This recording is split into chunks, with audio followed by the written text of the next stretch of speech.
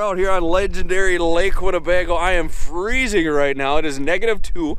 We got like a 20-mile-an-hour wind, so I don't even know what the wind chill is right now. I am frozen to the bone. We just got the sturgeon shack all baked up and cut in. Oh, that took my breath away. But there is an interesting bite going on down south, something you guys have never seen before on OB Outdoors. So we're, I guess, gonna load up here quick and warm up a little and head down south to catch this interesting fish.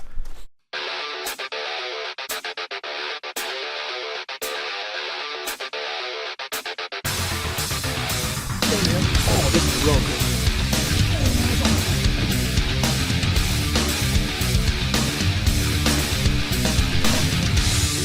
Oh, baby.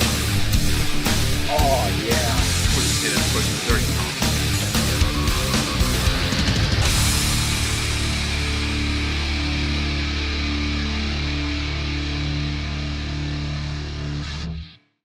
What's going on, guys? Welcome to my kitchen. Yeah, cooking with Kyle, so to speak, right? No, not entirely. We're doing a couple different things new here on this video that I've never done before. First, we're in my kitchen. And second, we're hunting down some burbot, some lawyer, some eelpout, some poor man's lobster, some ling, whatever you want to call it, some pout. You know, so many different names for this fish here. But we're hunting them down out on Lake Winnebago. Now, Lake Winnebago really isn't known for its eelpout or lawyer or, you know, burbot fishing, so to speak. Again, so many different names. You know, I decided to leave the spearing shack, the sturgeon spearing shack, that's a whole other story in itself, you know, early this morning. You know, there was a great bite going on, still is kind of trickling in and out right now as, you know, I'm filming this. We headed down south to Wentz to, you know, get out into some shoreline and rocky structures. Some islands that are right out there, some reefs that are right out there, easy access right off of Wentz. Plus, it's a really cool area. You got the restaurant and my favorite marina right there, Wentz Marine, that has an awesome, awesome sale going on all their ice augers if you need that, just a side note. You know, easy access right off of Wentz. And, you know, as soon as we got out there, I mean, oh, geez, you know, I started seeing fish right away. And the thing about pout or lawyer, whatever you want to call them, is that they are very curious. They're a very curious fish. I had them hitting my camera right away.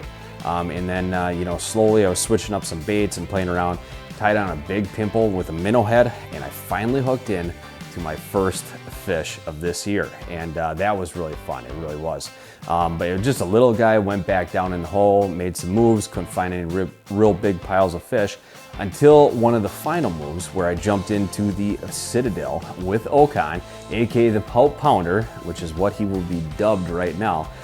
You know, and we got on some fun action. We got some fish, which is all sitting behind me right here, and all the equipment that we're gonna need to make these fish here. I'm sure you guys want to see some of the fun clips that we had, and I'll try to speed it up here because we still got to clean these fish, we still got to cook these fish, and oh baby, we still got to eat these fish. So let's get out in the Citadel and get hooked up with our first fish.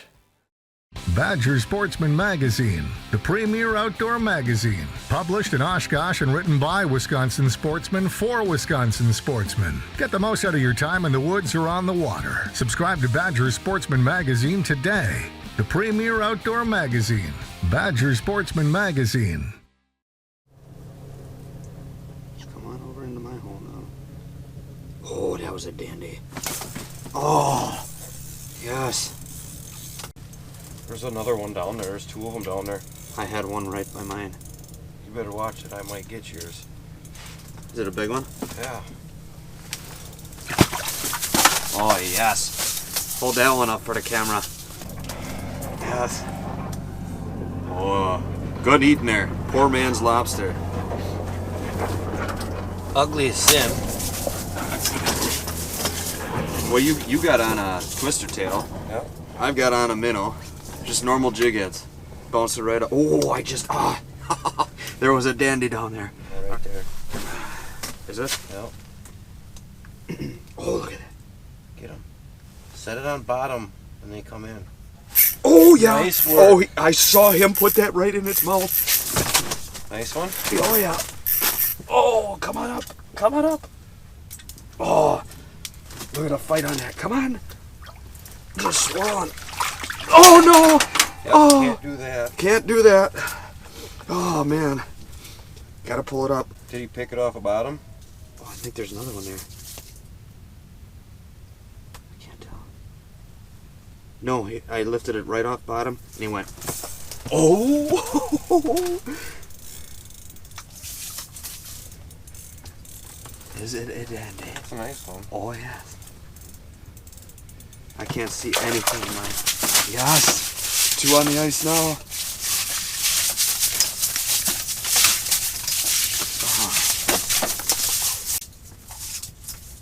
Oh, there's 2 big ones down there. Oh my god.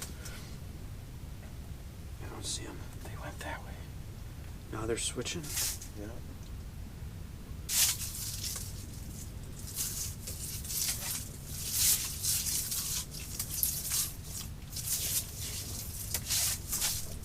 There's one. Oh, that's a big one. Where's he going? He's just sitting there. Oh! Nice work. Oh, it wasn't as big as I thought. It's a little bit. That's a nice one though. Slimy. Oh. And that is a little guy. You can see it's actually a female. It's all spawned out just like those other. Oh, boy, there's just like. some big Oh, ones I gotta down get there back right down now. in there. They're spawned out. So the bottom that is stirred up now, and you guys are seeing this on this camera here. I can't even make out bottom at all. And all I'm doing is I'm watching for that minnow to disappear. Oh, he just missed it. Saw it flick. I can't see the fish, but I saw my minnow jive. And Okan, he's watching his white twister tail disappear. Oh, this is so much fun. It really is. Well, that was the fun part. Just a few clips there, you know, just so much fun. Something I haven't done in a while. When I clean these fish, what I'll do is, you know, you can either, you know, skin these like a catfish, you know, pull back the skin, a real thick rubber skin on them. But, you know, what I've found is that if you do that, sometimes you'll cut a little bit too deep as you're cutting around the head or something like that, and the fins, you'll pull off some meat. So I found the best way to, you know, save a bunch of meat, the most meat possible, is to actually flame like a normal walleye. Except, you know, kind of when you get to the rib cage there, you're just cutting right down the backbone and shaving it right off at the start of the rib cage. They do have pin bones in here, some thick, real thick pin bones, and the skin right around the rib cage, and the meat is very, very lean in there, and, you know, very, very sparse, so to speak. Then when it comes to skinning them, I'll slice it right down the middle, take the backstrap portion off, and then create the tail fillet, if you will, you know, right back down there. So I'm getting 2 chunks of meat off there, and you know, it's really easy to cube these up, as you guys are gonna see, you know, when you get through that. So, which brings us to the final part, and that's cooking them. So what I'm doing is I'm actually just gonna cube these up in just about an inch long chunk right through these back straps. And it doesn't have to be an inch, but little nice bite-sized pieces of lobster, just like that. I'll slowly just dump those right in the jug there. And again, it doesn't have to be perfect.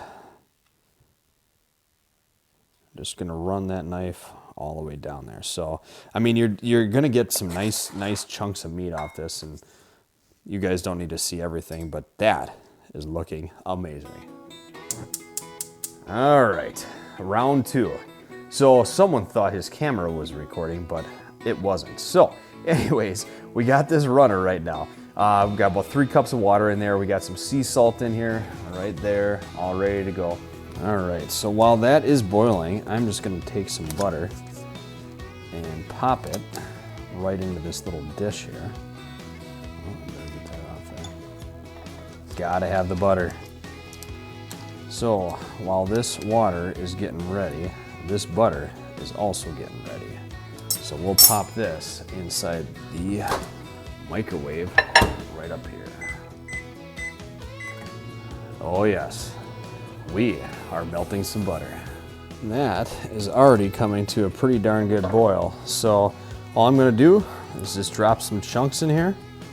I'm watching the clock, and we'll get this off very, very soon. Usually about 2-3 minutes, you'll start seeing a bunch of foam come up to the surface here. And I'm just gonna make a couple back straps to start with here just for the video purposes, but once that foam is up on there, that is usually a good sign that it is done. So we'll pop this top back on there, and in about 2 minutes, we'll be right back. That looks pretty darn good. You can see how these started floating up there. You can see that froth up there. That's all fat from the meat. Before I take this off, I'll kind of, mix them up. And just touching these, you can feel how firm they are. All those chunks are now floating. And again, that froth that's up on there, a little bit of fat and a little bit of thing, but oh my gosh, look at that. Oh, that is looking amazing. Again, this is just the first little batch here I did for the video here, and then we are gonna eat once my video is done. But we'll get this butter out and we are gonna have a feast. All right, get that butter out, set that right there. Oh man. Oh man, I just can't stop eating these. So good. Poor man's lobster. Less than 6 hours ago, less than 6 hours ago, we were pulling these out of the lake, and now I'm putting them down in my belly. The good old Lake Winnebago system, Burbot, the Eelpout, the lawyer, whatever you want to call them. It's such a fun fighting fish, such a great eating fish. So good. Oh man, that is good. I got a whole nother bowl of fish here to cook, but I can guarantee you, well, almost guarantee you, that later this year we'll have an article going into Badger Sportsman magazine, reference eelpout or lawyer, fishing, because this is just so much fun. And I don't think we've had one in there yet. And I'd love to be able to put my thoughts and stuff like that down on paper. But again, I gotta get eating these fish. So if you guys like what you saw, hit that subscribe button. We're on the verge of Battle on Bago, the eve of Battle on Bago. Cannot wait for that. That's going to be so much fun yet again this year. Maybe I'll win a prize. I don't know. Maybe you'll win a prize. Who knows? But if you guys have a great recipe, for this, or you guys do something different outlook, make sure you let me know down in the comments. So if you don't tell me, I don't know. So, but I think that's going to do it for me, guys. So until next time, tight lines, stay dry.